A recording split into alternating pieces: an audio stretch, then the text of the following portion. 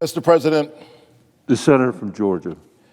Mr. President, I rise today to join my colleagues, Senator Brown, Senator Booker, you, Senator Bennett, in shining a bright spotlight in the tragedy of child poverty and what the Senate needs to do and can do to eliminate poverty permanently, child poverty across our country.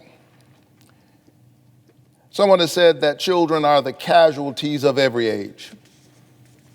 And so while this is a long-standing problem, the fight could not be more urgent as countless families work to pull themselves out of the economic misery caused by a once-in-a-century pandemic. This pain is felt all across our country. But as we talk about the issue of child poverty, this is not theoretical. For me, it is personal. I grew up in public housing, one of 12 children in my family. I'm number 11 and the first college graduate. I stand here today as a United States Senator, but I am the product of good federal public policy and good public schools. I know that what we do in this chamber makes a difference in the lives of families and in the lives of all of our children. My life's journey is a testament to the promise of our country, the greatest country on earth. When we make the necessary investments in our youth and enable them to thrive. As a pastor, I speak to young people all the time, and I often go back to my hometown of Savannah, Georgia, and communities all across Georgia, like the neighborhood where I grew up in. And in my efforts to inspire children who are struggling, I tell them that your parents' income does not have to determine your outcome. It's not where you start, it's where you end up. Now, that's what I say to them, and I believe it, because they need to be inspired to give it all that they've got. But the truth is, when I tell them that their parents' income does not determine their outcome, that is not based simply on what they do, but on what we do. That has to be made real through good public policy. And that's why I'm so proud to work with my Senate colleagues. And I was so happy to join this United States Senate at such a critical time in our country. And in a moment when we, buoyed by the people of Georgia who made a historic choice,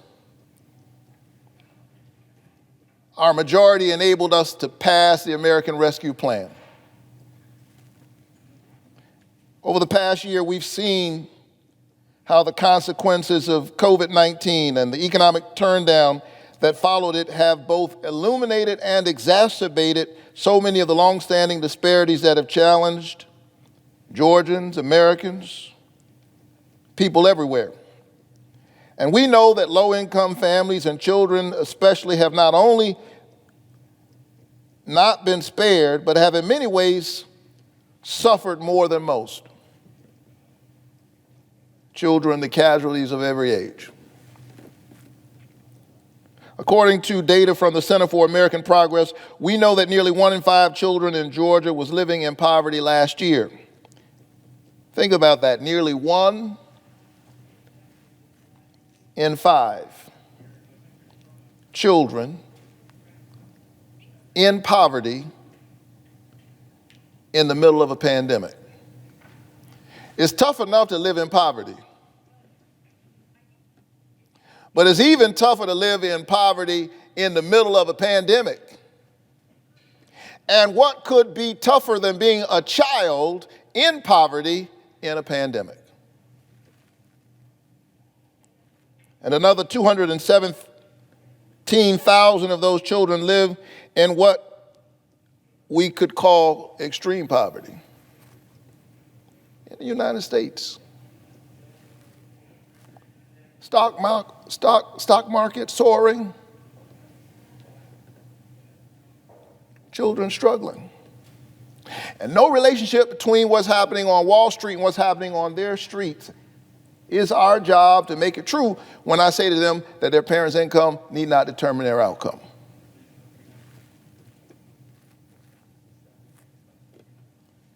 I don't know about anyone else, but I think that these high rates of child poverty are unacceptable in the greatest, richest country on the planet.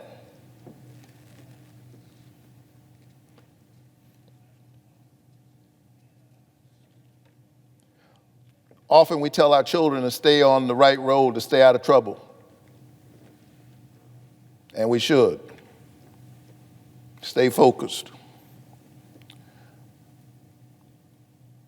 But we ought to spread that net of responsibility. The truth is, poverty is its own violence.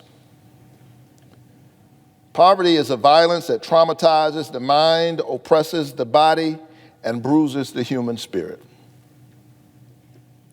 And so that's why the American Rescue Plan is so necessary, so important, so historic. And I'm glad that Senators Booker, Brown, and Bennett, I feel a little left out, the odd guy out here. I'm glad that we were able to push through in the American Rescue Plan a landmark expansion of 2 tax credit programs, the child tax credit and the earned income tax credit.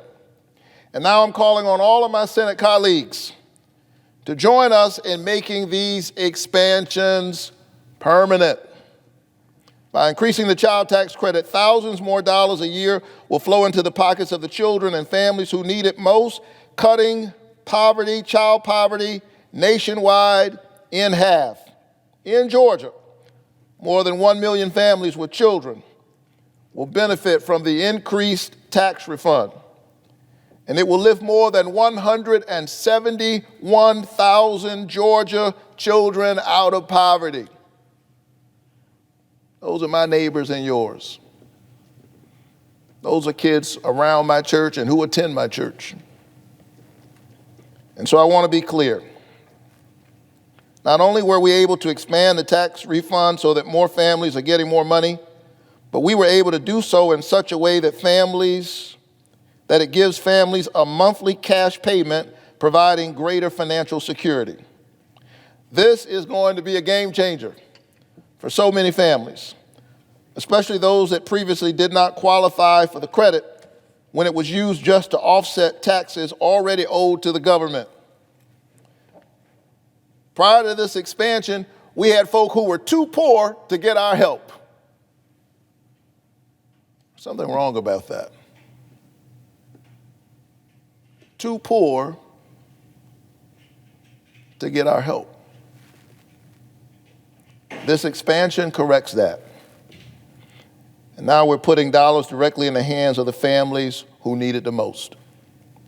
And in the COVID package, we were able to strengthen the earned income tax credit, nearly tripling the maximum tax refund allowed for qualifying workers. Because we have to make sure childless families in our communities also have the support they need to pay their rent, keep food on the table, and more to keep our community strong. Taken together, expanding and extending these programs is a major move toward eliminating child poverty and poverty in general once and for all in Georgia and all across our country, but it's still not enough to truly tackle the issue.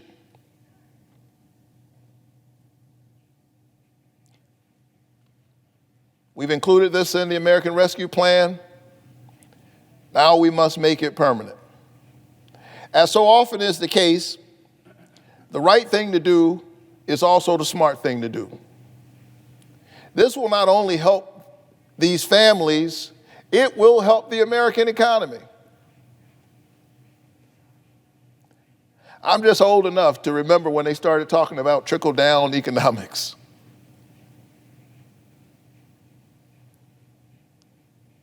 I know some communities where they've been waiting for decades for that trickle. Hadn't trickled down. It's trickling up.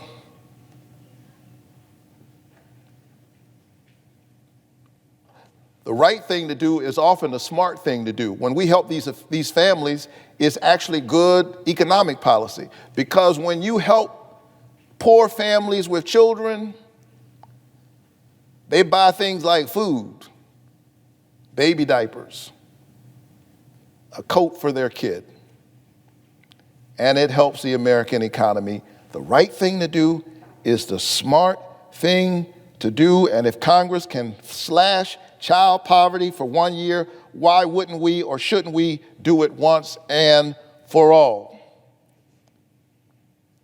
And so I urge the Senate to stand up and do this work in this moral moment in America. In just a few days, I'll go home and I'll stand up and I'll preach on Easter Sunday morning. And this year, as it turns out, Easter is on April 4th. It is the anniversary of Dr. King's death. And so I'll be thinking about Dr. King as I preach this coming Easter, because Dr. King spent his last birthday, January 15, 1968, in his office at our church, among other things, planning the Poor People's Campaign, trying to organize us and get us ready to stand up against poverty. He spent his birthday thinking about other people's children because he understood that his children would not be okay until other people's children were okay. April 4th is his birthday. April 4th is also Easter this year. Let's make these tax credits permanent and resurrect hope and possibility and promise for all of America's children. Mr. President, I yield the floor.